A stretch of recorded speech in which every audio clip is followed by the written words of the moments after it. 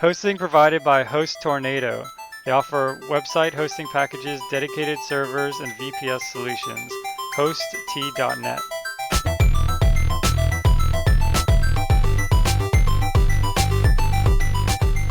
Programming Throwdown, episode 37, Funky Languages. Take it away, Jason. Hey, everybody. So, we got an interesting question from... Many interesting questions. Yeah, we got several definitely several interesting questions. I try to answer them on, Google Plus / Facebook / Twitter, wherever they come / email. But this one was particularly interesting, so we wanted to discuss it on the show. So Will wrote in and said, basically, what do you guys think about moving to Silicon Valley? I live on the East Coast. He lives in a small town in Georgia. I'm assuming he's doing tech, developing mobile applications, and he just wants to know, should I, make the trip over to Silicon Valley? So, I don't know. What do you think? I'll let you have the first shot at this. There are many factors which should influence one's decision to relocate. Oh God. First, but seriously, if you've never visited and you haven't, if you're just thinking, should I interview? The answer is yes, you should probably interview. Well, that makes sense. Yeah. More generally, you should interview. Part of that is you'll probably get a chance to come out here because we are in the Silicon Valley. So that's why I say here. Right. So you get a chance to come out and visit, see what it's like. But, I mean, everybody will tell you that property is really expensive. It's expensive to buy a place to live in or even just to rent a place, at least in the really kind of main part of Silicon Valley. But there is a reason why everybody wants to live here. That is that there's a lot of good places to work and, the area is beautiful. The weather's great. And people love paying taxes. People love paying taxes. I think you make a really good point. If you interview, provided you make it past the phone screen, you basically get a free trip to Silicon Valley. That's for most big companies. Every company is a little different, but most big companies are that way. Even startups, actually. When I was looking around when I was still on the East Coast, startups would also pay for you to come. Oh, okay. Yeah. At the time I was interviewing at Tesla, and at the time they were really small company, and they totally flew me over there, or offered to fly me over there. Ended up picking a different company, but yeah. So you can interview, get a free trip. Make sure you, if possible, interview on a Monday or a Friday, so you can come the weekend, or at least that's true. Take some days off or something. And be upfront with the recruiter, right? Because their job is to be very nice to you. And I give this advice, but I know I was always very timid in asking for things or accommodation, basically. But, if you have a significant other, a spouse or something, don't take advantage of it, in my opinion. But if they're debating whether or not they would also like to move, you should say, hey, as a couple, we're determining this. Is it possible for my wife to join me on this trip or whatever? Yeah, that's a really good point. I mean, I didn't do that, and I kind of regretted it. I mean, it worked out fine, but it was a little nerve-wracking for my wife to, literally her first day in California was the day we moved. And it's there's really no going back. And so, yeah, if I had to do it over again, I would have asked, if you think about it, if you interview at a big company, $200 or $300 plane ticket, I mean, they're not it's not gonna set them back, and it could really do you. And having another good. person isn't really that big a deal because, they don't have to pay for another hotel room or really anything. So I did ask it from one recruiter, not for the Bay Area, but for another area, and I did ask, and they said that I could. I didn't end up taking them up on it because I ended up taking another offer. But they were very, sure, of course, that's no problem. And I had actually already flown there and interviewed, and I was asking to fly me and my wife together out again to do kind of an exploration trip, and they were okay with that as well. Yeah, right. So that totally makes sense. So getting back to the question. Oh, yeah. Yeah, no. I mean, so you're right that you should definitely interview and all that. So we didn't waste time or anything. Okay. But should you move? Should you move Silicon Valley? So, here's my take on it. So this is a little bit of a different question, but it'll come back to the main point. somebody asked me, how come we can't just recreate Silicon Valley, in Florida or somewhere else, right? And there's been many attempts. Like, there's a place in India that's supposed to be like a technology triangle that's trying to be like an incubator. There's a lot of places all over the world that are like kind of tech incubators. And a lot of them like get traction, and of course they're successful to some degree, but like none of them are close to the success of Silicon Valley, right? And what I think about this is that you have sort of this pool of talent, and a lot of the information you need to be a successful tech company is sort of latent. It's lessons learned. It's not something you can really find in school, especially now because there's so much disconnect. Like, people in Silicon Valley aren't going back to university and teaching or anything like that.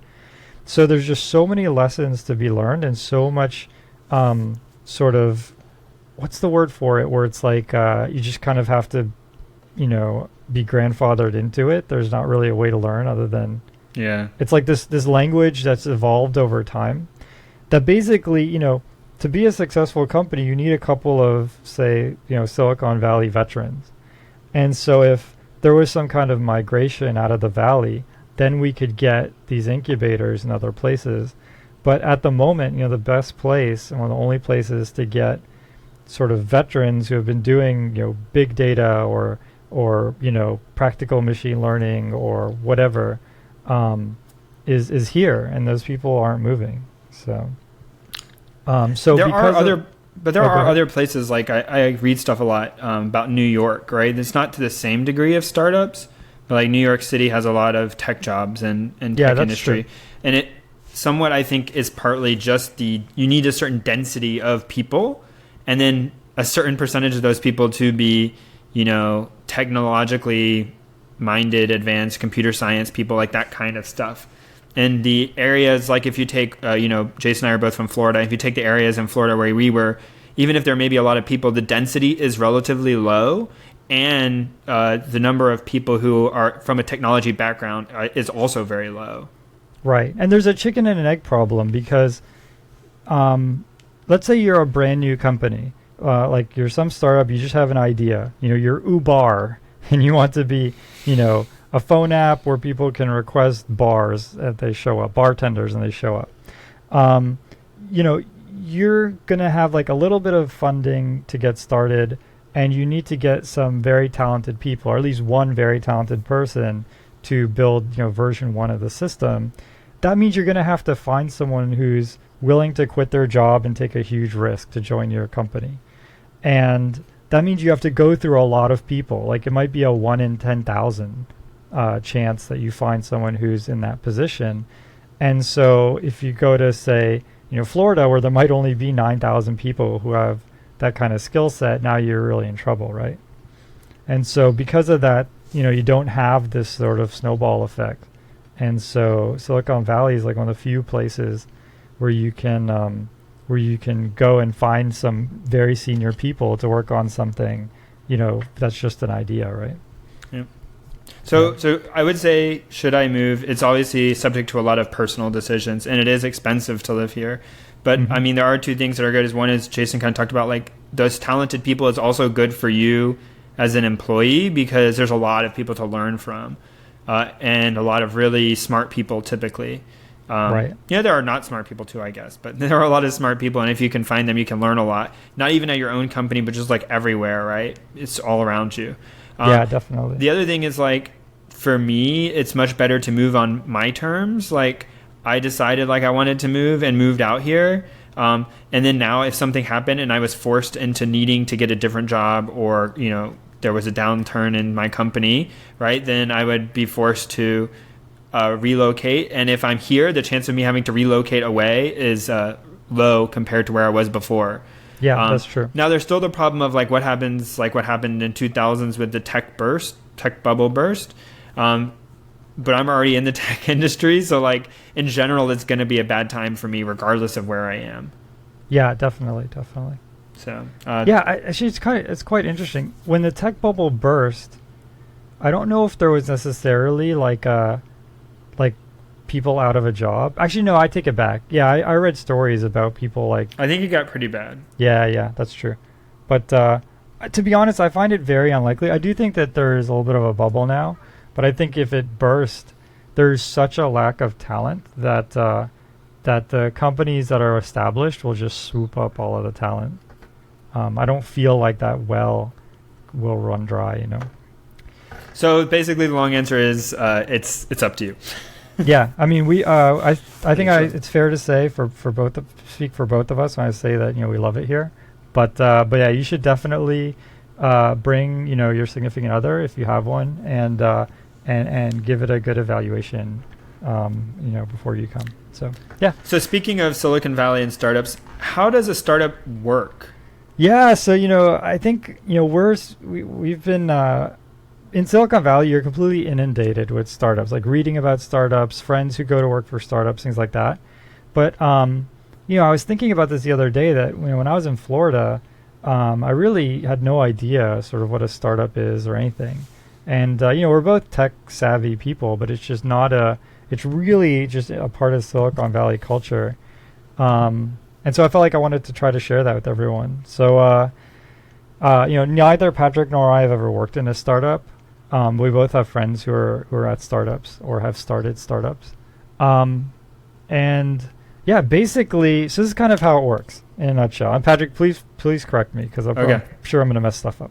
But you typically try to start by contacting venture capitalists. So you make a very quick prototype. So some common you know, examples are the Zappos. That Zappos you know, shoe sales website. The guy actually started by going to Payless, taking like a real, you know, brick and mortar, like a Payless shoe store, taking pictures of the shoes there, and then going on his computer and making an HTML page selling those shoes for, I think it's like a 10 or 15% markup online. And then literally, if someone would buy the shoes, he would walk down the street to the Payless, buy the shoes, mail them himself, right? So it's like super, super low tech. But it was enough to go to a venture capitalist and say, look, I've been doing this for a month and I got, you know, 2,000 people ordering shoes. And then what will happen is, another way to do it is they have these, I don't know if I'd really call them competitions. I guess maybe like incubators. They have like Y Combinator and StartX and some of these other ones where you sort of enter a competition and you pitch an idea, you know, with varying degrees of completion, and then they choose, you know, some winners, and those winners, you know, get connected with venture capitalists. But your goal is to get connected to a VC or a venture capitalist. What they will do is they will give you some money, like maybe $5 million or $10 million, but they don't give it to you, they give it to the company. And then as part of giving the company this money, they also sort of set up the company and they set up all the, you know, infrastructure you need to run a company. So you and the venture capitalist together figure out, for example, how much you should get paid. So like however much you should get paid, that's money that isn't going into the company. And so, you know, also like how much of the company you own. It's like if you want a really big salary, then the venture capitalist is going to say, okay, but now you're only going to own 10% of your company instead of owning like, you know, 50% of your company. So it's sort of like how much do you want to risk and things like that. Once you've sort of set all that up, then now you have this money. You can use the money and your prototype to try to get, you know, some of your friends or other people in the valley to join your company, and you can pay them. And it's the same deal for them. Like you can give them money and you can give them, you know, a piece of the company, and they can sort of decide how much of either they want to take. And then you're up and running and you're a startup. Then you go through some rounds. So the deal is, you know, eventually you'll burn through your, say, $5 million. Like you'll spend it all. And then you'll say, okay, well, we have a good company, but you know, we're not making enough money to cover our expenses yet. So then you go back to these venture capitalists and you say, look, I took your $5 million and I built up this company, and the company last year made, let's say, $500,000. So what I do need now is I need $10 million so that I can like continue to expand the company. And this and this and this and this reason is why, I'm going to turn a profit and all that stuff. And so then they give you some more money to build a bigger company. And, at some point you become very big and you become sustainable. So for example, like look at Uber, for example. So Uber is still a startup technically because, they haven't IPO'd or anything like that. But Uber is, as far as I know, is actually, I don't know for a fact, but I believe Uber they just is closed profitable. a new round. No, they closed a new round. I think it's one of so those. They're probably Okay, so not. This is careful, right? So like, there's always a trade-off between how fast you grow and funding your growth from your profits.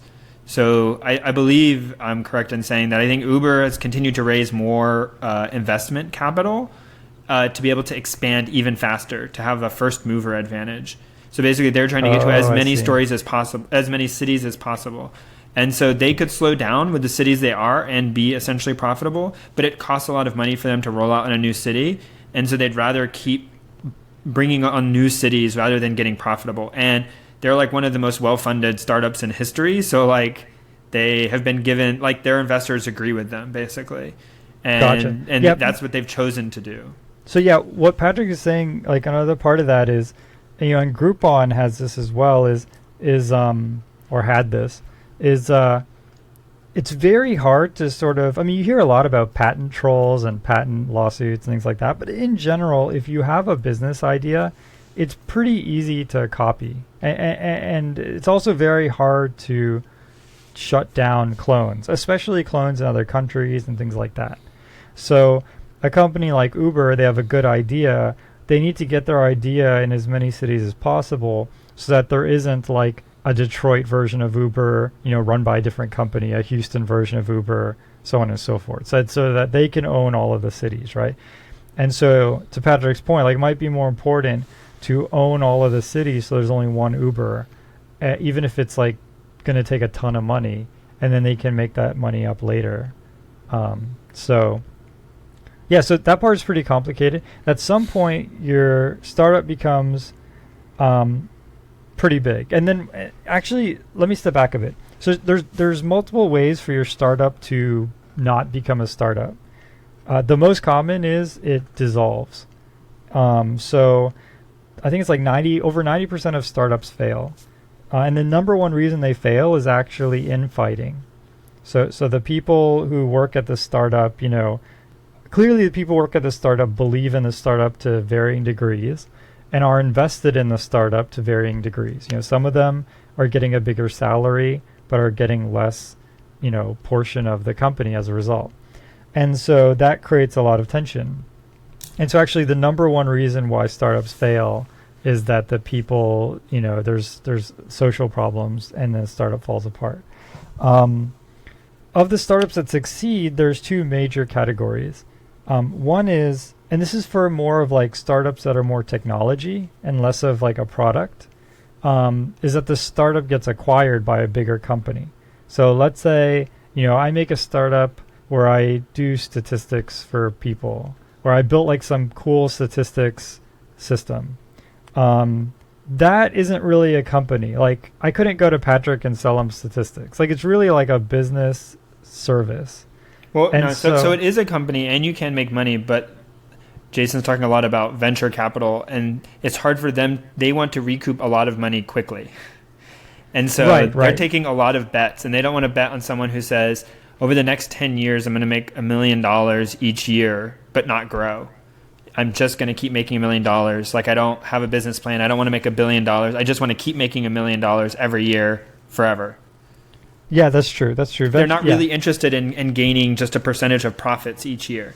They want you to have an exit. They want you to, as Jason's saying, sell it to another company, or he'll talk about the other option. Right.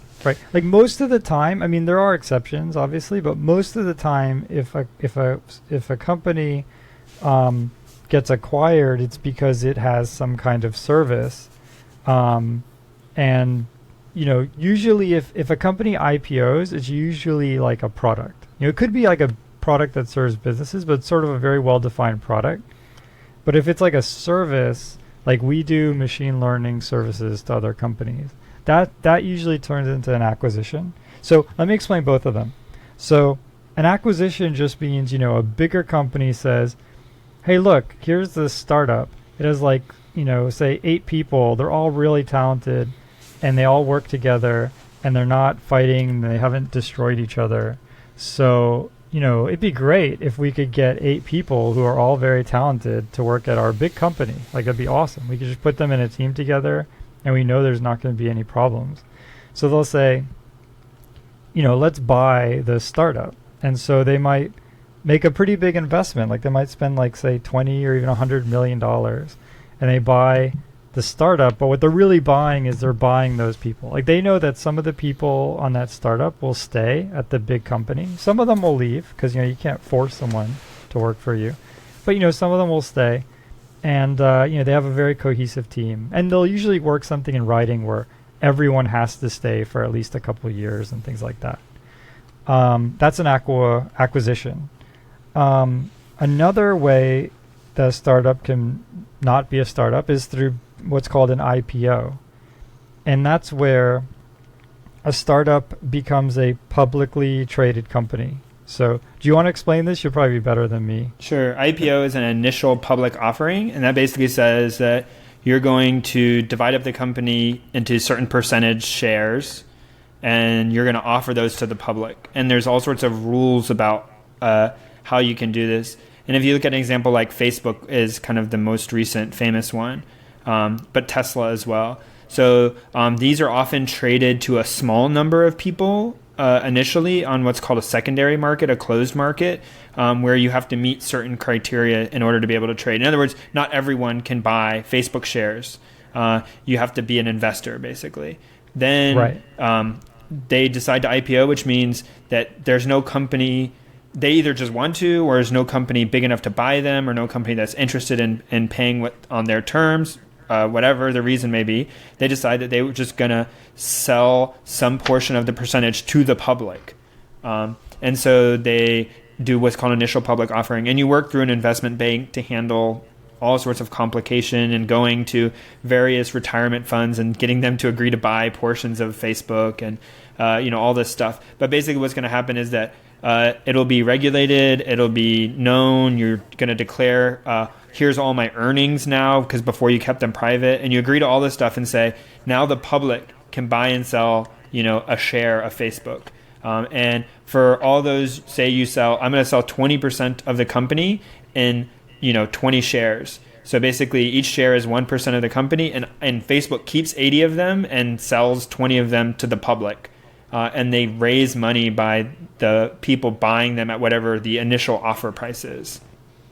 Right, exactly. So, and then from then on, when it's traded, like if you go into your brokerage account and you buy Facebook right now, Facebook doesn't get any money from that, unless it happens to be that a person at Facebook is selling you that share. But most likely, like Jason could sell me that share of Facebook.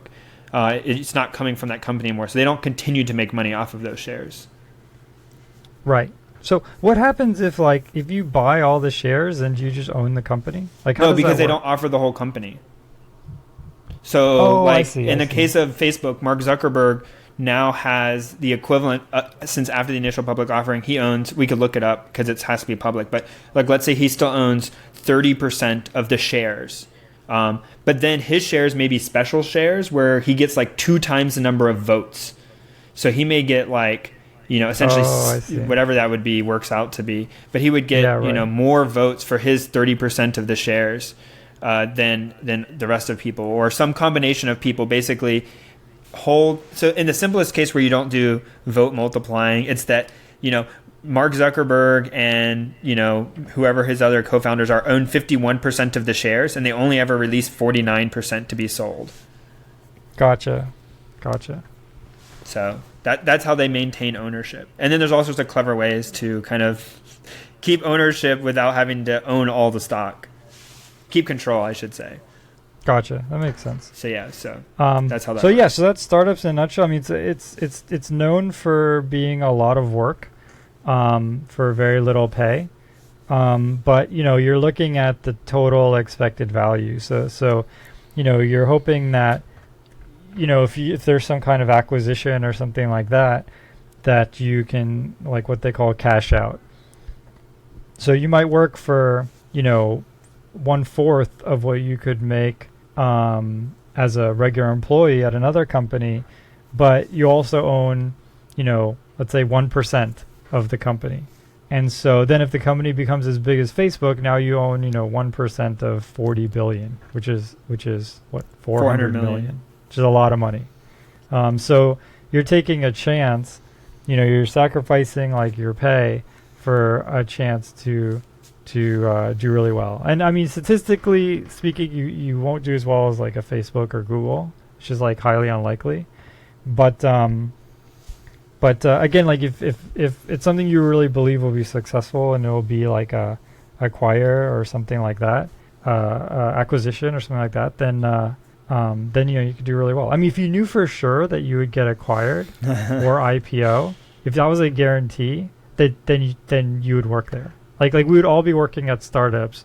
No. If it was a guarantee, the incentives would be structured differently, and you wouldn't get the same payout. You're absolutely right. So what I'm saying is like, if there was a guarantee that it could IPO and you were getting like 1 or 2% of the company or something like that, then everyone would do it. But yeah, then to Patrick's point, like once a company is like Uber, where everyone knows it's going to be successful, then they know that there isn't a risk. And so then there's no reason you get directly less percentage of the company at that point. Right. Like, but it can still be really profitable because a lot of times they still really need people. And so they're willing to, it is easier for them to give stock than dollars. Right. So you still can, like, I have no idea, but I assume now you can probably still get a pretty good deal going to Uber and getting stock because they're more easily payable to you in stock than them. But then you're having to hope that by the time you can actually sell that stock, that it'll be worth more than what it is now, which is essentially nothing because you can't sell it. Yeah, right. Yeah. That's another thing that's actually good to talk about is it's very hard to know the value of a non-public company. And we've seen this, right? Like with Facebook, when Facebook had the IPO, they IPO'd it, and I'm going to get this wrong, but I mean, it was roughly like $30 or $40 a share, which means you take, say, $30 and you multiply by the number of shares, and that's how much, they think that Facebook as a company is worth.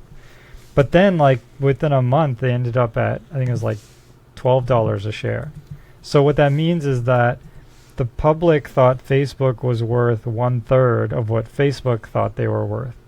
And I mean, it's more complicated than that, but in a nutshell, what that means is, the people who were at Facebook before they went public thought they were getting a certain amount of, like, they thought that they were worth something, like their shares and everything. And then within a month of the IPO, they found out that the shares are actually worth 1/3 of what everyone thought they were worth.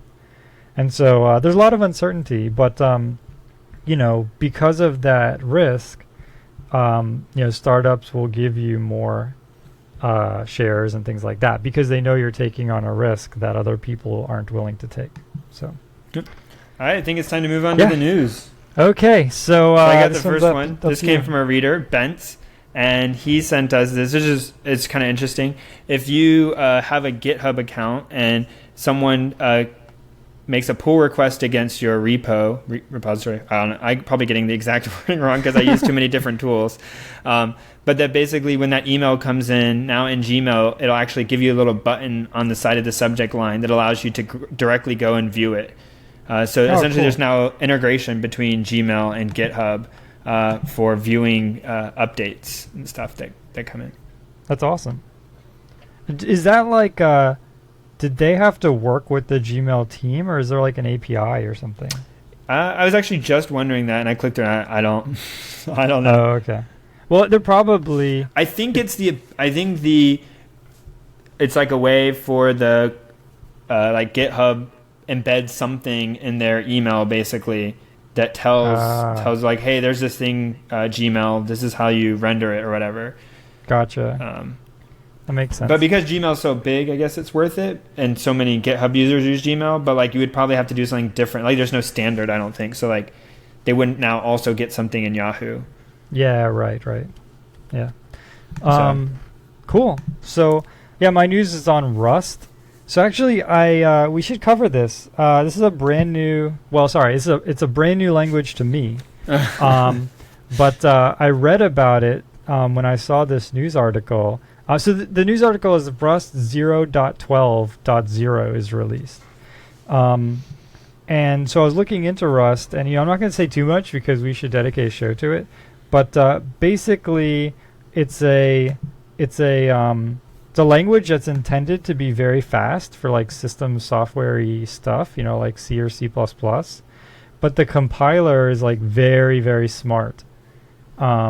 And they've reduced sort of what you can do a little bit, although it's almost as fully functional as fully featured as C or C++. They just handicap you a tiny bit, but in exchange, the compiler is actually extremely clever, and I think it's pretty cool. I'm going to do more research into it, and we'll have a whole show dedicated to it. But yeah, take some time and check it out. If you're into doing low level, C, C++ tasks. This could be really cool. So, and it compiles to like machine code and all of that. So if that's important, So the next one is about Intel processors underestimating the error bounds of sine. I think it might just be trigonometric functions in general by 1.3 quintillion. Yeah, a little bit of sensationalism. Yeah. So what this is, there will be a link, or you may have already seen it, or you'll be able to search for it. But so interestingly, you design a processor out of silicon, and they, it's kind of there forever. It just stuck with whatever is there. And Intel had some famous kind of problems in what happens when things go wrong or what inputs. And this one's a little more subtle and has apparently been around for several years. And the documentation around the various functions are incorrect. And one of it is that I believe it's actually in the processor, as far as I could tell when I was reading it. Now that I'm thinking, I'm like, I wonder, because Intel actually also makes a compiler for their processors. So I hope I'm right in saying this is actually the processor, because I read it with an assumption. Okay, good. You're right. Because I read it with an assumption, and now I was like, oh no, maybe I. Okay, anyways.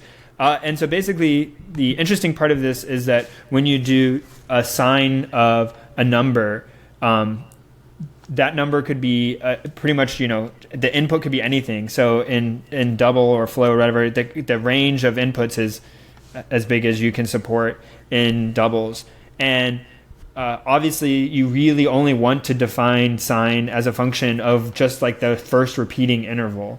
Or some repeating interval. So you want to take whatever the input is and essentially wrap it around, because sine is periodic, right? So sine keeps repeating itself. So you want to reduce the input to something that's in a very specific range and then give a really precise answer in that range.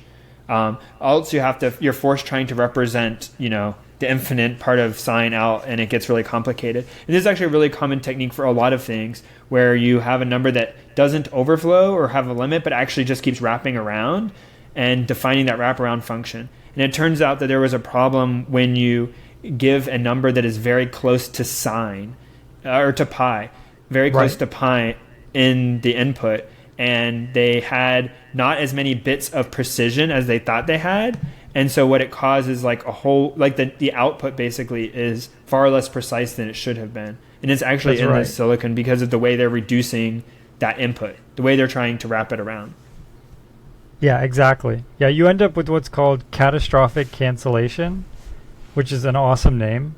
But basically, it just means if you try to subtract two numbers, that so in other words, so just a quick recap on floating point, right? The way floating point works is a little more complicated than this, but let's just simplify it. Imagine if you had, say, a number like 0.12345, right? So you could just represent that in floating point by saying 12345 times 10 to the negative, 6th or whatever it is, right? So that's sort of what they do. So they end up with like a regular number, and then they store an exponent. Now in their case, they do times 2 to the whatever, but let's just pretend it's 10 to make life easy. So if you have like 1, 2, 3, 4, 5, 6, and then another number that's like 1, 2, 3, 4, 5, 7, then when you subtract those two, all of those first numbers are going to go to 0, and the difference is going to be 1, right? So that's going to cause like your exponent to change a lot too, right? Like you can think in your head, like think you have these two big numbers, but now you subtracted them and you end up with this little number. And so actually the little number, you kind of have a lot of room to the right. Like if there were other numbers, like if it was 1, 2, 3, 4, 5, 6 dot like 0.789, 10, 11, or 789, 9999, you know, those things after the dot become important. Like before they were small because you had this huge number and then dot and then this tiny piece onto it, right? But as soon as you subtract two huge numbers, then the tiny pieces after the dot, all of a sudden they're important. But if you got rid of them because the number was big and they weren't important, so you chopped them off, it's like you chopped off something that wasn't important, but then it became important later. And that's called catastrophic cancellation. And that's really bad, right? And so that's exactly what happens when you take a sine of a number close to pi. So, yeah. And so the reason you get such a large thing is because when you're dealing with 64-bit numbers, it's very easy to quickly escalate things to the point where you have this quintillion counts of error or whatever. Yeah. Yep. Yeah, so. Exactly. Math, cool. It's hard, especially floating point stuff. Yeah, floating point stuff is just a total nightmare. It's just tricky. There's a lot of corner cases. It's really hard to test very well. Yeah, definitely. Yeah, it's like deceptively simple. Like you think it's an easy idea. Like, okay, we'll just take the first few digits and then we'll put 10 to the whatever. Like we've been doing scientific notation since we were in, 6th grade or whatever. So you think it's going to be easy, but then the problem is computers are like doing so much math on the same number that even if you make like just a tiny little approximation, it can burn you. That's what happens here. And like you point out, there's all sorts of cases where like in actual math, the order of operations doesn't matter, but in floating point math, it does matter. So like if you multiply a very large number by a very large number by a very tiny number, like the associative rule of how you actually do that will change your answer. Yep. And you have to be aware of that, yep. And even people who are trying to do it really well still end up doing it wrong sometimes. Yeah, definitely. Cool. So, yes, this other news, this is only for students, unfortunately.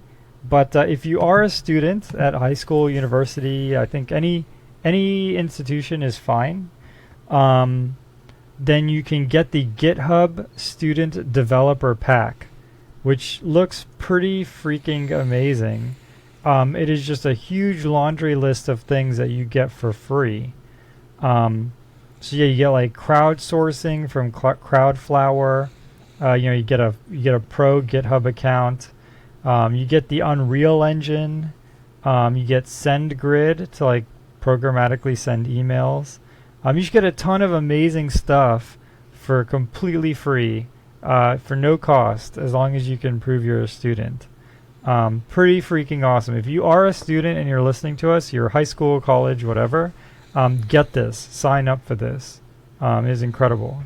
So, another thing, a little bit of a side note, but Amazon has something similar, and get that one too. You get like free, computers, like free virtual machines on Amazon. Yeah, AWS or whatever. Yeah. So check that out. Cool. All right, it's time for Book of the Show. Book of the Show. So my book is called Impro for Storytellers. It's pretty cool. It's this guy. He's a famous, or I guess not famous, but he's a very experienced improvisational instructor. And so he does a lot of like corporate events and things like that. He also, teaches, people who have gone on to work at Saturday Night Live or write for Saturday Night Live or things like that. And And he wrote this book, and he kind of intended it for everyone. He has a similar book that's kind of meant for people who want to get into improvisational comedy, which is, for me, not that interesting. But this book is really cool. It's kind of meant for anyone. And it just talks about sort of how to be improvisational and how to think creatively and how to sort of think on your feet. And it seems pretty cool. I mean, I haven't got into it yet. I've only ordered it. So, just like a preview. I'll have to give a recap. But, I read through some of the preview of it, and it looks pretty awesome. And so, yeah. Cool. Mine is, of course, not helpful. It is just a science fiction book, The Android's Dream, which is by John Scalzi, a reference also to the Philip K. Dick Do Androids Dream of Electric Sheep. I initially thought there was something weird going on there, but I think it's just an homage to the other work, and they make reference of it in the book. And so, but it's not at all related as far as like the storylines. And this is the first book by John Scalzi. I may have read one other book by him, but he writes self-described by him as, introductory science fiction. So this is much closer to just normal fiction, but with science-y settings. So I often recommend books which are considered more hardcore science fiction, like very deep, all sorts of pseudo-science-y explanations for things, and even real science or physics involved. Like, this is really plausible. This is more of just of a fun tale. I don't want to talk too much about it because I never want to spoil anything. But basically, this is just more of a fun tale. It's in a sort of a science fiction setting, and it was a very, I guess, light read, but it was very good. I enjoyed it. Cool. So if you've tried to get through some of the other very large tomes that I've recommended and you haven't, try this one instead. Cool. Sounds good. Yeah, I'll give it a shot. Tool of the show. My tool of the show is what I'm using to stream to Twitch right now, which is called Open Broadcaster Software. So Twitch actually recommended it. I went to Twitch trying to figure out how to stream. Just to stream the show, just kind of for kicks, and they said, "Hey, use this program."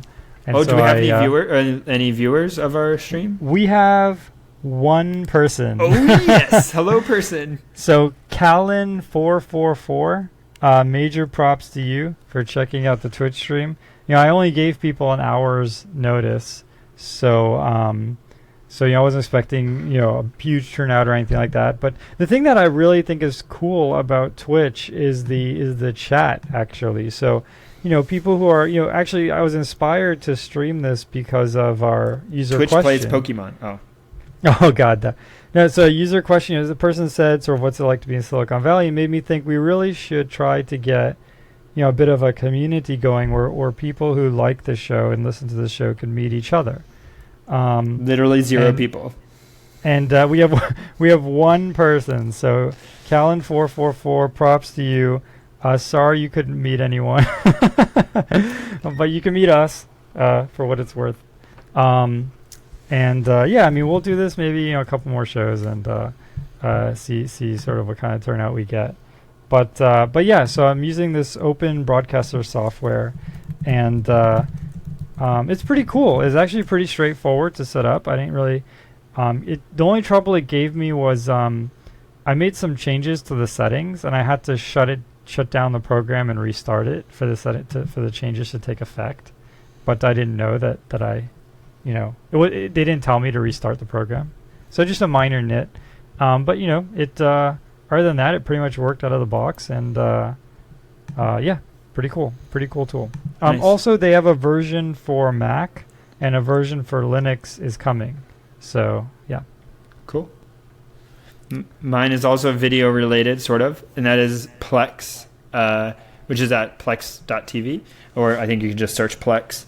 And this is a combination of things, which is, I guess, somewhat controversial, but I enjoy it, which is a server that you run on, I think they have Windows and Linux at least. I run both the Windows and the Linux servers, and a client has a web interface, or also it has Android apps, iOS apps, whatever you want. It works on, I have a Chromecast, and that's how I use it a lot. It works on the Chromecast. And what it does, it will serve you all of your media. I think it does audio, pictures, videos. You kind of run the server, you point it at where your media is stored. And if it's, for instance, music, it'll be able to access IMDb, properly populate it, give you all the kind of what we come to expect ability to kind of search from it. At least I think that works well. And then if you have like your tablet or your phone and you have the app, it's able to stream from your network and stream it across. You say, well, there's like 1,000 ways to do this. I've talked about various ways before, UPnP ways, DLNA ways. And Plex, I think, actually does support any DLNA client or maybe even UPnP client. I don't know. But the one nice thing it does is will handle the transcoding. And it's the first one I found that actually just works. So it is mostly free. There are some features like casting to a Chromecast. You have to pay to get that feature.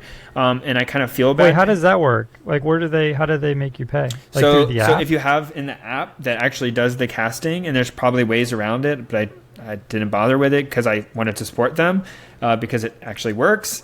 And if you haven't signed in with essentially a paid account, it won't give you the option to cast. Or if you try to cast, I think it tells you like, oh, you need to upgrade or whatever. How much is it, a monthly fee or is it a so I actually just this is kind of a shame. I bought like the lifetime subscription. I've never had TiVo and we don't have cable, so I guess this is like one of my cable replacement expenses. Right. So I think it's like it might have recently gone up. I saw emails about that, but I think I paid like $75 once. Wow, that's great. But it's kind of pricey, like $75, and there are open source alternatives. $150. Oh, okay, that's actually a lot Dang. more. But like I said, it just works. There's probably other ways of doing it, and I like looked online and tried to find a non-paying way of doing it, like every good software engineer person. Yeah, right. No, I don't mean like I tried to steal it, but I just mean like I tried to like look at open source ones, just like native Linux ones. And there were, but they don't really work on Chromecast. They don't really handle like transcoding on the fly. They're picky about, what media you can use, whatever. This one just works, and it works really well for me. And Good. This gets into one of those, I'm not a lawyer. I can't advise you. You probably shouldn't follow it. But I have a friend who, has kids and wanted to be able to stop having to go pull out like DVDs of cartoons to stick on for them. And it turns out if you kind of record those DVDs on your computer, and if there's a legal way to do that and you did that and you use this to serve them up to your TV, it makes it great because it would make it great because you could then not have to go get the DVDs and stick them in for your children when they wanted something. You could actually just show them the pictures of all the covers and have them choose which one they wanted to watch. Yeah, this is awesome. I'm definitely going to have to try this out. Do they have like a free... Wait, what does the premium get you again? So I think that's just if you want to, so you can install the server, see that it's correctly picking up your stuff and streaming it over the web interface. And then it's just if you want to Chromecast it, I think is the only thing I use it for. Oh, I see. It also offers you the ability to like do remote syncing. So like now that I have the subscription, I can, my phone can upload my pictures to my server as backup, like automatically, and some other features like that. Gotcha. Cool. That's awesome. So, yeah, I'm actually going to install this tonight. All right. Yeah, well, let me know. Like I've recommended even other ones similar to this on the show, but this is the first one that I've stuck with because it actually seems to work really well. Yeah, that sounds awesome. Yeah, I have a Linux box that's plugged into the TV that's running Ubuntu that I'll definitely install this on. All right, yeah. A little bit of a tangent. I installed FreeBSD on a virtual box, like virtual machine, just to see, because it keeps coming up, like this Plex, they have a binary for FreeBSD. And it came up, work and things like that.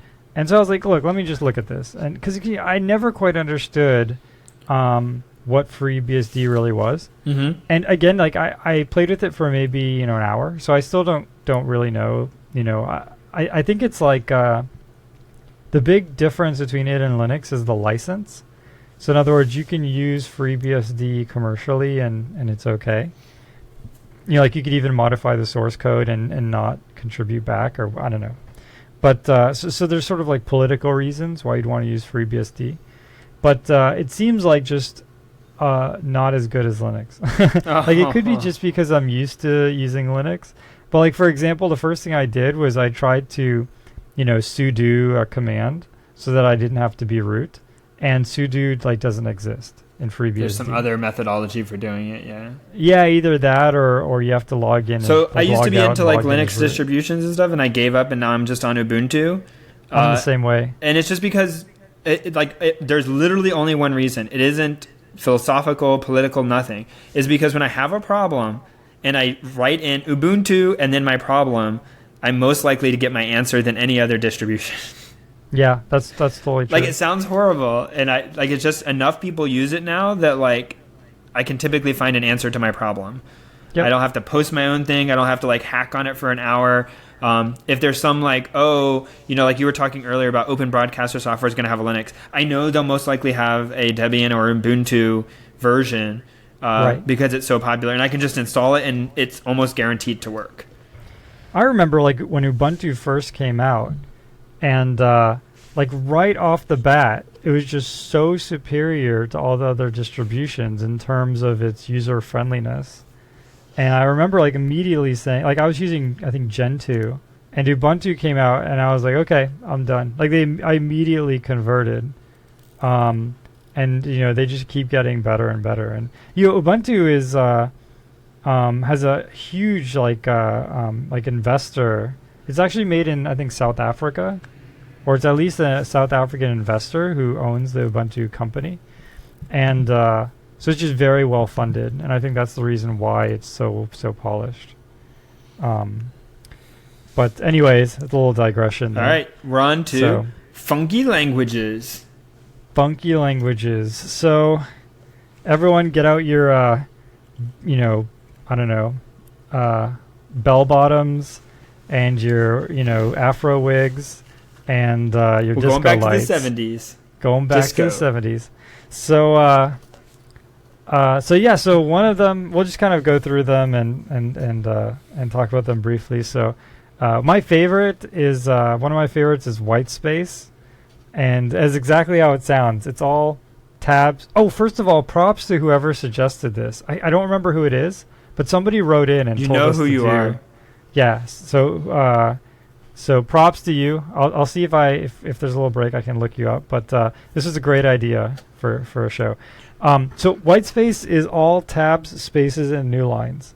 So literally that is the language. So like one tab means something, two consecutive tabs means something else, so on and so forth. So obviously you'll have to use an editor which can tell you where a tab is versus 4 spaces. So you have to have one that sort of highlights the tabs. But other than that, all of these languages are fully functional. Like you could write anything to them. They're Turing complete, but they're not necessarily anyone would ever attempt to write actual programs in them. For anything other than fun. Like we don't think these are productive or efficient uses of your time in any way. Yeah. Like don't bring these up in an interview. Oh, well, so this Whitespace one, I literally had a conversation today at work where at the job I work at, when we do interviews, we do them on whiteboards or chalkboards, but mostly whiteboards. And I said that I'm going to scare the next interview candidate by saying we're going to do coding in Whitespace on the whiteboard. You could have sort of like a Fight Club moment. Like at the end of Fight Club, the guy says, he realizes he's... Well, are you spoiler? Don't spoil. But that could totally backfire, because you could say, we have to write it in Whitespace, and then the person could say, I've just wrote every program possible. Or like, I already did. There's the perfect answer. It's on the board. Anyway, that was just a joke, but yes. Yeah. So Whitespace, one kind of funny thing about it, another funny thing about it is it ignores any real characters. And so languages like, Java and C++ ignore Whitespace. So you can actually write a C++ program that has a Whitespace program embedded inside of it. And like, if you compiled it with the Whitespace compiler, you'd get one program that worked. And if you compiled it with the C++ compiler, you'd get a different program that also worked, but potentially did something different. They could also do the same. Actually, that would be pretty cool if they have a white space. It's like both programs do identical things. Yeah, if they have a C++ to white space transpiler, but one that respected the fact that like there's some spaces that have to be there. Oh, you know, this sounds like complicated. Not doing this in Python.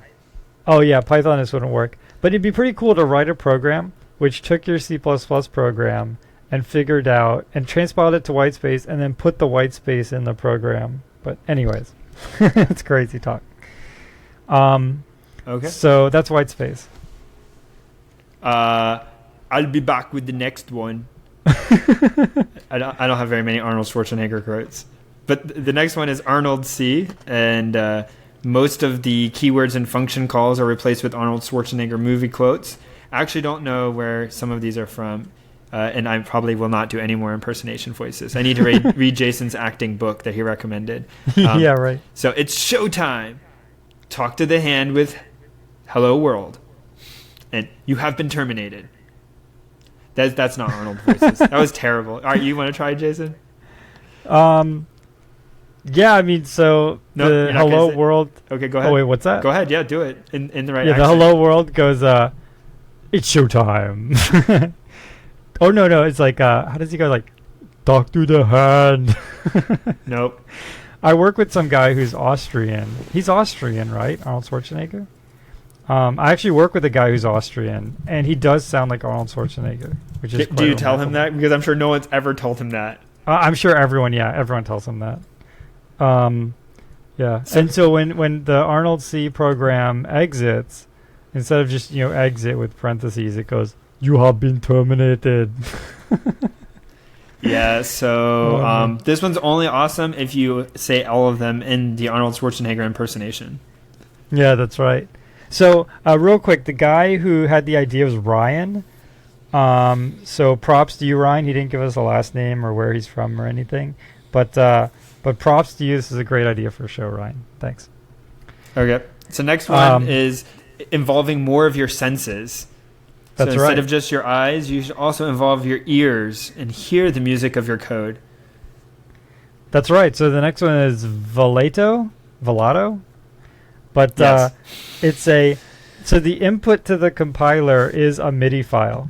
So in other words, you play a song on your keyboard, you give that song to the Velato compiler, and out comes a computer program. So it's pretty wild. You could actually hear your source code before you build it. So this one was actually interesting because when I was reading up about it, it's actually, you need to know some music theory to even understand what it's saying. So for instance, to have an assignment, a variable assignment, then you have to play your second note as a minor third over the first note. You don't need a third note. And then the variable is a single note, then the expression.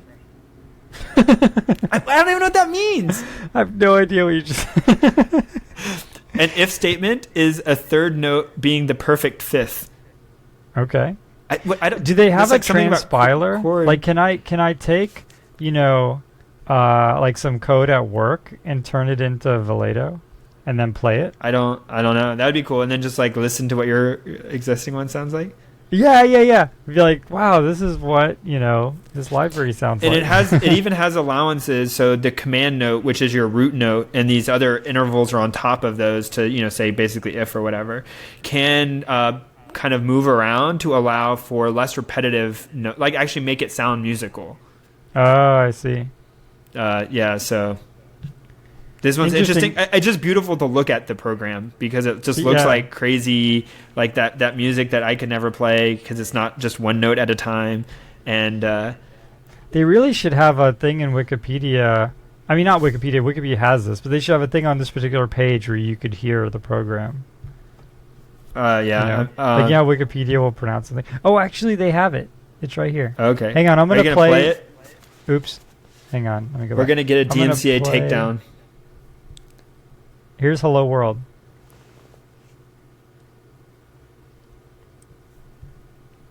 Okay. It actually, there's like 2/3 of it left.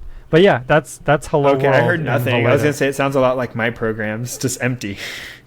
What, you didn't hear anything? Nope, it's okay though. Well, hopefully we found it, or this will be. Well, I definitely later. played it. Hopefully your audio the recording audience got heard it. All right, cool. Maybe. We'll check it later. Don't worry about it. In the editing, you should just mux it in. Okay.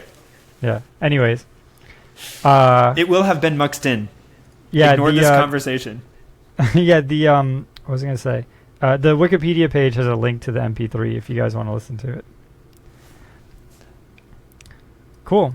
All right. So the next one is Piet. Do you want to talk about Piet? So our previous one was constructing musical programs. This one is using your drawing artiste ability to construct programs. And this is actually, Piet, I believe, is the name of, is it Mondrian? Mondrian Piet is the guy who created those kind of like abstract square paintings where like there's like a red rectangle and a blue rectangle. Maybe I'm completely... You're right, guessing. Piet Mondrian. Oh, I said it wrong. I think I said Mondrian Piet. Anyways, Piet Mondrian. So if you look at his pictures, there's like a classical, like I didn't know specifically, but I have seen his pictures before, like primary colored squares with like black outlines. Almost look like a stained glass window in some ways. And he's kind of famous for those paintings. And so someone made a programming language which uses that similar style to actually be the program. So it uses the colors and the pixel locations to create what the program is. And of all the pages, this one actually seems like the most filled out with, like, here's the compiler, and here's like the documentation, and here's alternative ones, and here's some gallery of, collected ones. So this one seems pretty well put together. Yeah, I love it. And if you go to the Piet website and you look at the sample programs, they have like Hello World. They have one that prints like Fibonacci numbers. But then they have one that says Towers of Hanoi. This program solves the Towers of Hanoi problem. Don't ask me how it works. I have no idea. Wait, what? That's what it says. You have a good funky programming language when nobody knows. Even the person who owns the language website doesn't know how your program works. Yeah, so again, I have no idea that you could be at all productive in this, especially since like it appears that some of the colors are fairly close, like different shades of red. So if you're colorblind, I think you're just in trouble. Oh yeah, definitely. And then even if you're just like, there's like different shades of purple represent different things, and maybe if you're like a designer and you're like really into various colors, like this would work, but. So somebody wrote a Piet transpiler, like a Piet assembler, they're calling it. Okay. And so they took a video game, a text adventure game, and compiled it to Piet. And it is, as you would expect, just like a gigantic. So if you're watching the stream, you can actually see what I'm seeing, which is just a gigantic image. And supposedly, if you compiled this image with the Piet compiler, you'd get a text adventure game. Ooh, fun. Pretty cool, yeah. But, did you ever use, what was that, why is the name escaping me now? The one with the little turtles, and you can move the turtles. Oh, yeah, Logo. Logo, yes. It's kind of like that. Like, I feel like these programs should, like, be animated, like, actually do stuff when they run, like, produce pictures as the output as well. Yeah, like if it seems anticlimactic that you draw this beautiful program of music or whatever, and then the output is like an actual executable that just runs and does normal stuff. Yeah, totally. There should be like a memory visualizer or something. Cool. There you go. Yeah. Yeah. I wonder if you should get on that, Jason. With all your free time. Yeah, I'll get right on that with all my free time. Yeah. Oh man. Cool. All right. Yeah, so there's a ton of these funky languages. Many more. Yeah, definitely check them out. We covered most of the major ones. The major ones. I see what you did there. That was a music reference. Yeah. Oh man. We covered most of them, but there's plenty more, and especially the ones that have the assemblers or transpilers, where you can take your college project and turn it into Valeto or Piet without any work on your part. That would be pretty hilarious to submit that. You know what I mean? It's like no. Yeah, well, I don't want to get anyone in trouble, but like if you could somehow submit a Piet drawing instead of your homework, but then maybe like also submit your homework, then programming interviews. Cool. Do not do programming interviews in Vallejo and like drawing notes on the boards and bass clefs, and no, don't do that. Yeah, could you imagine if someone said, "Yeah, I only write in Piet, and I'm gonna need a marker of each type of each color." Oh no. Okay, this is devolving quickly. All right. Well, if we missed your favorite funky language, you can write us and let us know. Maybe we'll have to do funky languages part 2. Yeah, this is a lot of fun.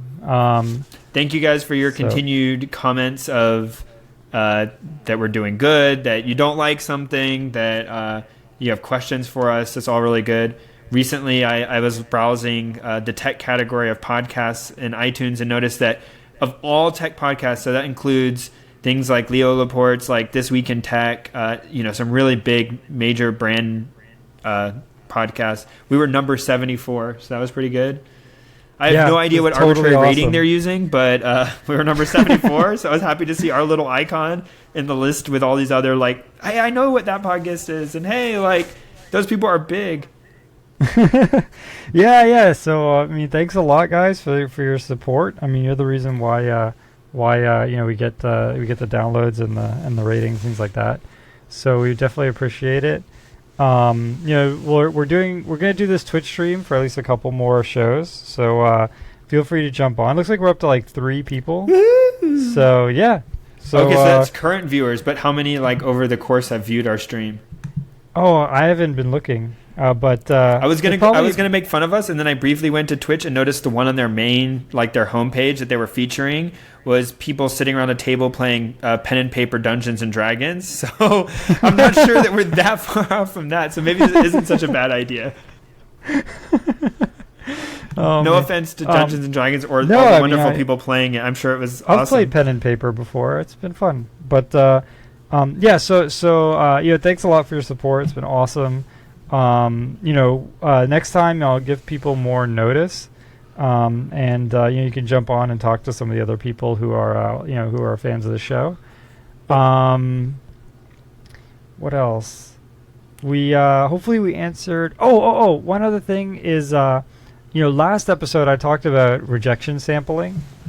So I briefly talked about this idea of like distributions and sampling easy distributions, to get more difficult distributions. And anyways, so check back on the last episode if you want a recap of that.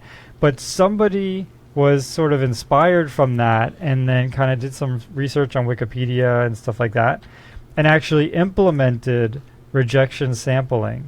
And let me actually put it in the show notes. So check this link out. This guy actually implemented it in IPython Notebook.